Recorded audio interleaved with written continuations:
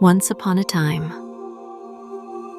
in a faraway kingdom, surrounded by sparkling rivers and rolling green hills, there stood a magnificent castle with tall towers that kissed the sky. A queen was sitting at the window of a castle embroidering. It was winter, and snowflakes were flying outside. She accidentally pricked her finger.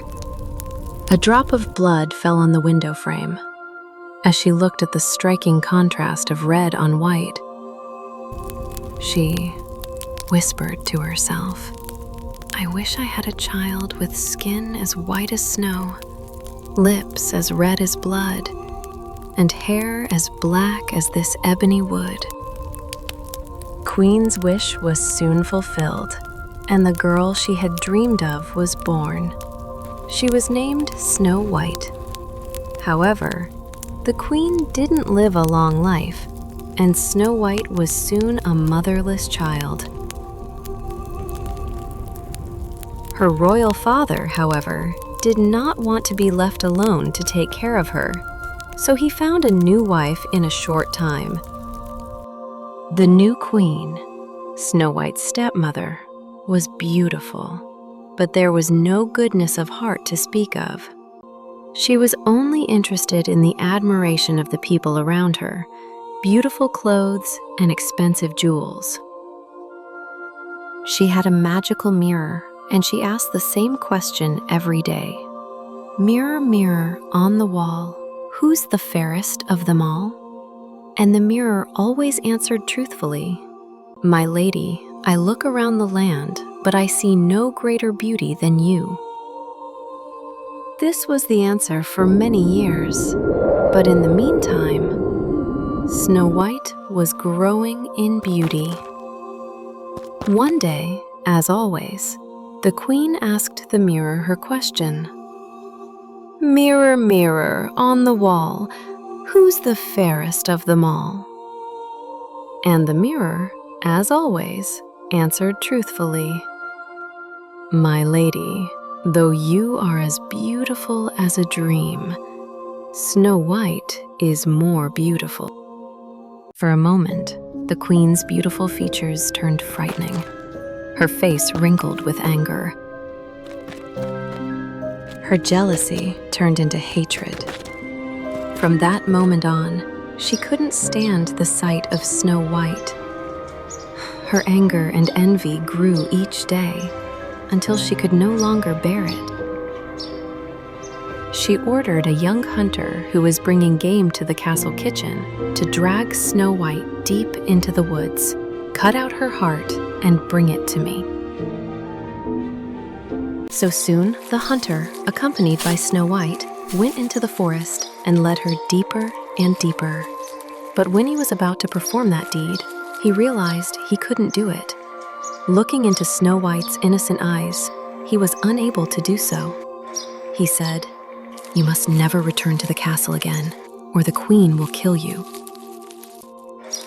Snow White wandered a little too far into the forest. She passed the trees, have nowhere to go, and is crying. After a long walk, she saw the cutest little cottage she had ever seen. Tiny windows, a round blue door, and a chimney puffing out soft white smoke. "Who lives here?" Snow White wondered. She knocked gently. No answer. She peeked inside, and everything was so small. There were 7 tiny chairs, 7 tiny plates, and 7 tiny beds. Snow White cleaned the house. She swept the floor, she dusted the furniture, and even washed the dishes until they sparkled. She even prepped the meal and set it on the table. Late in the afternoon, 7 little men arrived. Doc, Happy, Sneezy, Bashful, Sleepy, Grumpy, and Dopey. When they found out that there was an uninvited visitor in their house, they were prepared to deal with him. But Snow White immediately softened them with her smile and the dinner she had prepared. After hearing her story, the dwarfs made no objection to her staying with them. On the contrary, they were glad for such beautiful and good-hearted company. Meanwhile, the hunter had returned to the castle. He confessed that he had not killed Snow White and where he had sent her. The queen put the hunter in the prison. It was clear to her that if she wanted to get rid of her stepdaughter, she would have to do it herself. After much thought, she decided to prepare something worse for Snow White. She cast a powerful spell on the apple, and a bite was all it took for the curse to plunge Snow White into an eternal sleep. She disguised herself as an old woman. She knocked the door and gave shining red apple to the Snow White. Snow White took a bite and gently fell into a deep, magical sleep. When the dwarfs returned home, they couldn't revive her. They tried everything, but nothing worked. She didn't breathe. She was gone for 3 days. They built a glass coffin and placed her in it on the mountain, and one of them always stood watch. The days passed one by one, and Snow White was still sleeping. But one day, a prince passed by the mountain. He saw a glass coffin and a girl sleeping in it. He came closer and couldn't believe how someone could be so beautiful. He looked at her and realized that he had fallen in love with her at first sight. He touched the Snow White hand gracefully. The moment he did, the magic spell broke, like a spark of light bursting free. And Snow White is back.